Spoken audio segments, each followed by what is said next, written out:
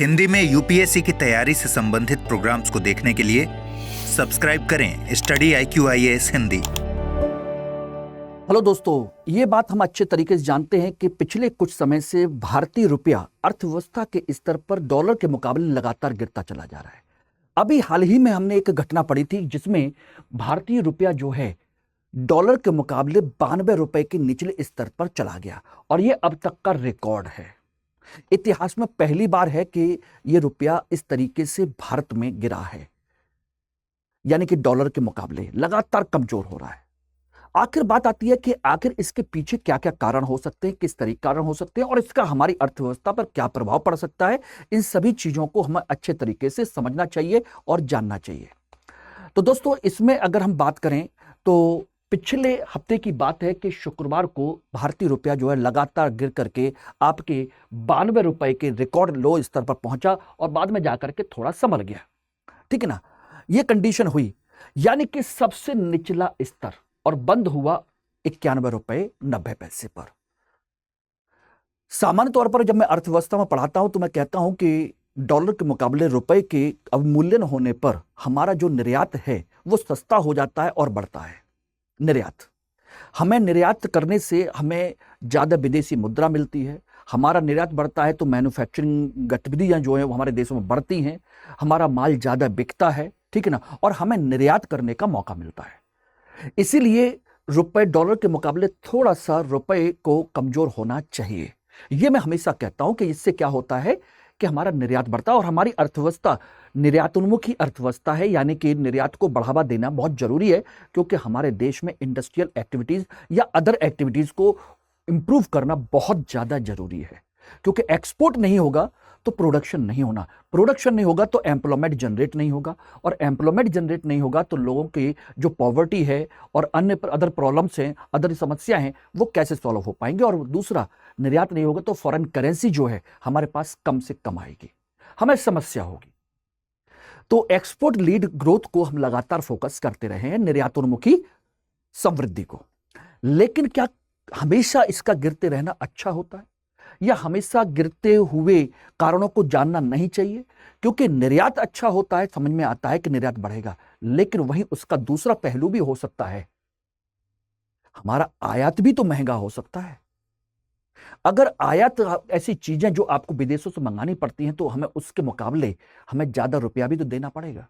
जैसे कच्चा तेल मंगाते हैं, क्रूड ऑयल मंगाते हैं जिसे हम कहते हैं, या हम गैस मंगाते हैं, या हम कह सकते हैं कि आपके जो दाल हैं, दलहनी फसलें, हमारे देश की कंजप्शन का लगभग 60-70% हम इंपोर्ट करते हैं, या हम आपका कुकिंग ऑयल है, एडिबल ऑयल, खाने का तेल, इससे भी 60-70% हमें बाहर से इंपोर्ट करना पड़ता है।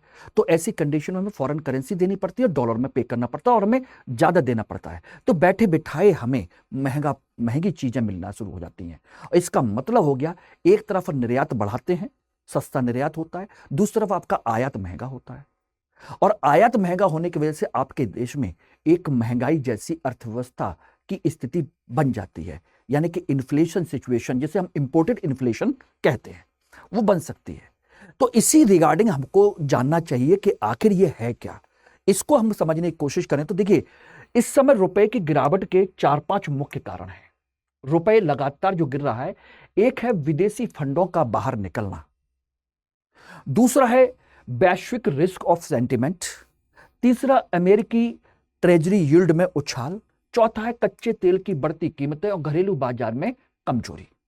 डोमेस्टिक वीक मार्केट, विदेशी फंडों का बाहर जाना का मतलब सीधा सीधा है कि जो विदेशी इन्वेस्टर्स हैं वो लगातार आपके यहां अपने शेयर बेच करके जा रहे हैं, यानी कि संस्थागत निवेशक आप अपना पैसा निकाल रहे हैं और निकल रहे हैं। इसे कहते हैं परसिस्टेंट फॉरेन फंड आउटफ्लो, लगातार निकल रहे हैं, बेच रहे हैं। इसीलिए आपने पिछले कुछ समय से देखा होगा, लगभग 1 साल से हमारा जो शेयर मार्केट है वो लगभग निचले स्तर पर बना हुआ है। मतलब 80,000 के आसपास हमारा जो सेंसेक्स है वो बना हुआ है, और लगभग 23-24 हजार के आसपास NSE का निफ्टी बना हुआ है। बहुत ज्यादा ऊपर नहीं जा रहा है क्योंकि बिकवाली की कंडीशन है। एक तो ये कंडीशन है, तो बेच के जा रहा है, अपना पैसा निकाला, तो ट्रस्ट बिल्ड नहीं हो पा रहा लोगों का। दूसरा, घरेलू बाजार की कमजोरी। घरेलू शेयर बाजार में लगातार चूंकि निवेशक पैसा निकाल रहे हैं और भारतीय लोगों के पास भी भरोसा डगमगा रहा है कि यार शेयर मार्केट नीचे जा रहा है, मेरे जैसा हो आपके जैसे हो तो उनके दिमाग में क्या पाएगा कि यार शेयर मार्केट नीचे जा रहा है, यार बिकवाली हो रही है, तो कोई पैसा क्यों लगाए। तो वो भी पैसा लगा नहीं रहे डर की वजह से, बल्कि जिन लोगों ने लगाया हुआ था उनका पैसा नीचे और चला गया, उनका प्रॉफिट चला गया, उनका जो मूल लगा हुआ था वो भी नीचे चला गया, इसलिए वो भी बिकवाली करने लगे। एक भय का माहौल खड़ा हो गया शेयर बाजार में। तीसरी चीज, अमेरिकी प्रभाव और ट्रेजरी यील्ड। अमेरिका का जो ट्रेजरी मार्केट है, यील्ड मार्केट है, जिसे बॉन्ड यील्ड वगैरह कहते हैं, वहां पर उसकी लगातार जो है वृद्धि हो रही है। और भारत निवेशक जो हैं वो क्या कर रहे हैं, हमारे भारत जैसे देशों से पैसा निकाल करके ट्रस्ट वर्ड थी जो अमेरिका का वर्ल्ड यील्ड बाजार है उस बॉन्ड में पैसा लगा रहे हैं। वो कम से कम भरोसा तो है इस बात को लेकर के कि कम से कम सिक्योर है पैसा हमारा, तो इस वजह से वहां पर उनका ट्रस्ट बढ़ा है लगातार। और इंडिया का जो रुपी है इसी वजह से कहीं ना कहीं गिर रहा है, ट्रस्ट कमजोर हो रहा है। दूसरी और एक और भी चीज है रिस्क और सेंटिमेंट। ये केवल अमेरिका के या भारत के संदर्भ में नहीं है, पूरे विश्व के शेयर बाजारों में भी एक रिस्क असेसमेंट की स्थिति बनी हुई है, रिस्क सेंटिमेंट जैसी, यानी कि डर का माहौल बना हुआ है। इसलिए निवेशक क्या चाहते हैं कि सेफ यानी कि safe investment, safe destination, safe havens की ओर भाग रहे हैं, जिसकी वजह से डॉलर मजबूत और रुपया कमजोर आ रहा है, क्योंकि यहां निवेश ही नहीं आ रहा, ट्रस्ट बिल्ड नहीं हो रहा कहीं ना कहीं। तो ये चार कारण तो आपके ये हो गए। अब एक है पांचवा जो मैंने अभी आपको स्टार्टिंग में बताया था कि कच्चे तेल की कीमतों का असर। एक तरफ हमने कहा कि हम विदेशों से आयात करते हैं तो आपको ज्यादा डॉलर देना पड़ता है, ठीक है ना, और ऊपर से अगर कच्चा तेल और महंगा हो जाए तो और ज्यादा डॉलर देना पड़ेगा। इसका मतलब है कच्चे तेल की कीमतों में अगर वृद्धि होती है तो हमें जरूरत के लिए हमें ज्यादा से ज्यादा तेल खरीदना पड़ता है, और तेल खरीदना पड़ता है तो हमें ज्यादा डॉलर पे करना पड़ता है अगर आपका रुपी पहले से ही कमजोर है तो। और ऊपर से अगर तेल महंगा हो जाए तो भुगतान करने के लिए हमें और ज्यादा डॉलर की जरूरत पड़ेगी, और वो डॉलर हमारे पास है नहीं, हमें मार्केट से खरीदने पड़ते हैं। और जब मार्केट से खरीदेंगे, रुपया देंगे, डॉलर खरीदेंगे, तो भैया जिसकी डिमांड ज्यादा होगी इसकी कीमत तो बढ़ेगी, सीधी सी बात है। चाहे देखिए मैं आप तेल खरीदूं या आप तेल खरीदें या कोई भी तेल खरीदे, तो हमें रुपया जमा करके डॉलर लेना पड़ेगा, तब जाकर के विदेशी कंपनियों को भुगतान करना है। और भुगतान करेंगे तो फिर स्वाभाविक सी बात है हमको ज्यादा डॉलर पे करना पड़ेगा, और जब डॉलर की डिमांड बढ़ेगी तो कीमतें बढ़ेंगी। तो these are the 5 basic reasons behind the decreasement of the rupee value. ये है आपके रुपी डेप्रिसिएशन या मार्केट में रुपए के जो कीमत है, प्राइस है, उसके डिक्लाइन करने का। तो इनको आप देख सकते हो। अब इसका फर्क क्या पड़ता है, देखिए इसका असर पड़ता है कि हमारा आयात महंगा हो जाता है, और आयात जो हम विदेशों से मंगाते हैं, चाहे मोबाइल, इलेक्ट्रॉनिक, तेल महंगे, ये सब महंगा हो जाएगा, हमारे लिए हर चीज महंगी दिखेगी, महंगाई बढ़ जाएगी जो मैंने कहा। यानी कि इसकी वजह से जब तेल महंगा होता है तो परिवहन प्रणाली से लेकर के सारी चीजें, सब्जी, राशन, सबकी कीमतें बढ़ जाती हैं, इन्फ्लेशन हाई होता है, बढ़ता है। और दूसरा, हम विदेशों में जब जाते हैं शिक्षा लेने के लिए या विदेशी यात्रा करने के लिए, उसके खर्च भी बढ़ जाते हैं, क्योंकि अल्टीमेट डॉलर में पे करना पड़ता है उनको, हमें उसको रुपए जमा करके उसको डॉलर में कन्वर्ट करके बच्चों को देना पड़ता है कि जाओ भाई, क्योंकि हमें ज्यादा रुपए दे करके ही डॉलर मिलेंगे, यानी कि हमारे रुपए की वैल्यू कम हो गई, तो हमारा खर्च बढ़ जाएगा अननेसेसरी। तो ये सब लोगों पर इसका इफेक्ट पड़ता है, नेगेटिव इफेक्ट। लेकिन सकारात्मक पक्ष भी है, जो मैंने स्टार्टिंग में कहा था, एक्सपोर्टर को फायदा होता है, खासकर आईटी कंपनी है, फार्मा सेक्टर है, टेक्सटाइल इंडस्ट्रीज है, इनको सामान बेचने पर ज्यादा डॉलर मिलते हैं।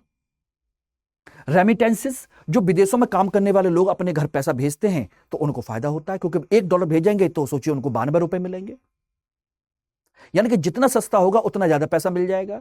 यह कंडीशन होती है एक्सचेंज रेट की वजह से। अब आप समझ लीजिए, तो इसका मतलब यह है कि हमें दोनों तरह की चीजें दिखाई देती हैं, लेकिन अगर आप मार्केट में अपनी गुडविल बनाना चाहते हैं और विदेशों से आयात भी होता है, तो आपको एक संतुलित स्तर पर अपनी करेंसी की वैल्यू को मेंटेन करना होगा। लेकिन समझ लीजिएगा, यह समस्या तो है आयात को लेकर के, आपके यहां महंगाई बढ़ेगी तो लागत बढ़ेगी तो सारी चीजें बढ़ जाएंगी। तो हो सकता है कि जो आप एक्सपोर्ट करना चाहते हो उसकी भी लागत बढ़ जाए, तो उसकी भी लागत बढ़ जाएगी, तो स्वाभाविक सी बात है कि वो भी महंगी हो जाएगी, तो उसको निर्यात का उतना फायदा हमको नहीं मिलेगा।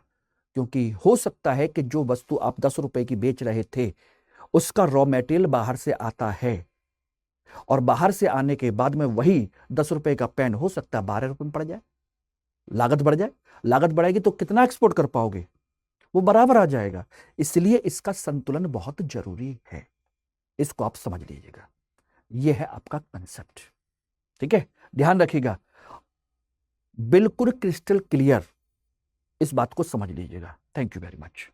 हिंदी में यूपीएससी की तैयारी से संबंधित प्रोग्राम्स को देखने के लिए सब्सक्राइब करें स्टडी IQ IAS हिंदी।